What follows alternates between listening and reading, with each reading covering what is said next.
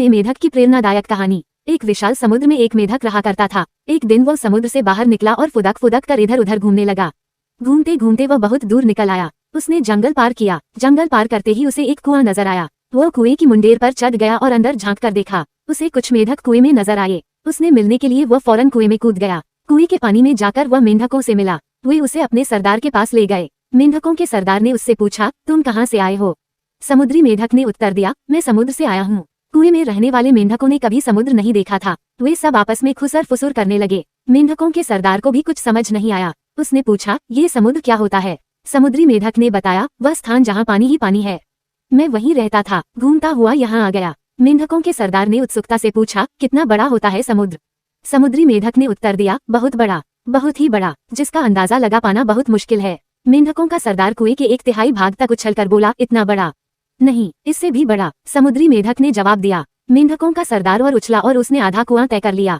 फिर पूछा, इतना बड़ा नहीं, इससे भी बड़ा। समुद्री मेढक बोला। फिर मेंढकों के सरदार ने उछलकर पूरे कुएं की ऊंचाई नाप दी और पूछा, इतना बड़ा? समुद्री मेढक ने हंसते हुए जवाब दिया, इससे कहीं बड़ा, जिसका अंदाजा ही नहीं लगाया जा सकता। ना मेढक का सरदार और ना उसके समूह के मेढक कभी कुएं से बाहर निकले थे। कुआं ही उनकी दुनिया थी। उन्हें समुद्री मेढक की बात पर यकीन ही नहीं हुआ। मेढक का सरदार कुछ देर तक चुप रहा, तो समूह में से एक मेढक बोला, सरदार यह झूठ बोल रहा है।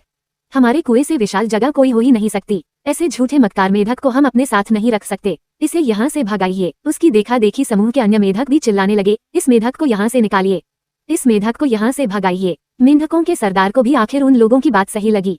उसने आदेश दिया कि इस झूठे दगाबाज मेढक को यहाँ से भगा दिया जाए। सबने मिलकर समुद्री मेढक को कुएं से बाहर निकाल दिया। सीख, जीवन में अक्सर ऐसा ही होता है। जिस चीज को हमने कभी ना देखा हो, उस पर विश्वास करना मुश्किल है। जो काम जीवन में कभी ना किया हो, उसमें सफल होने पाने का विश्वास होना मुश्किल है।